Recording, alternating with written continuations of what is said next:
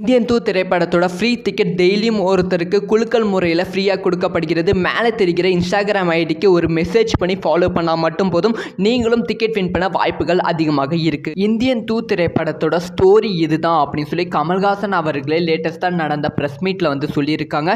So அதை பற்றி பேச போகிறோம். ஏன் கமல்ஹாசன் அவர்கள் இந்தியன் 2-வை தாண்டி இந்தியன் 3க்கு வந்து இவ்வளோ ஐப்பு கொடுக்குறாங்க அப்படிங்கிற விளக்கத்தையும் வந்து கொடுத்துருக்காங்க. இதை பற்றி டீட்டெயிலாக பேசலாம். அதாவது இந்தியன் 2 திரைப்படம் ஏற்கனவே வந்து இந்தியன் 1 வந்து வேலைவாய்ப்பை பற்றியும் கல்வியை பற்றியும் வந்து பேசியிருந்தாங்க. இந்தியன் 2லையும் அதை பற்றி தான் பேச போகிறாங்க. ஆனால் வந்து இந்தியன் 2ல வந்து ஒன்லி வந்து ஸ்டேட் கவர்மெண்ட்டில் நடக்கிற கரப்ஷன் என்ன, ஸோ இங்கே இருக்க தமிழகத்தில் இருக்க அரசியல்வாதிகள் செய்யும் கரப்ஷன் என்ன அப்படிங்கிற விஷயத்தை பற்றி தான் பேச போகிறாங்களாம்.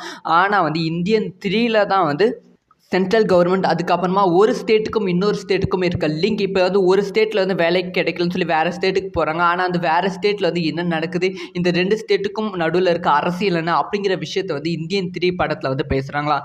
அதையும் தாண்டி இந்தியன் 2 திரைப்படத்தில் வந்து கமல்ஹாசன் அவர்கள் வந்து ஒரு 40 to 55% போர்ஷன் மட்டும்தான் வந்து வருவாங்களாம். ஆனால் இந்தியன் 2ல தான் வந்து முழுசாக வந்து கமல்ஹாசன் வந்து காமிக்க போகிறாங்களாம். அதனால தான் வந்து கமல்ஹாசனுக்கு இந்தியன் 3 மேலே வந்து ஐப்பு அதிகமாகவே இருக்குது.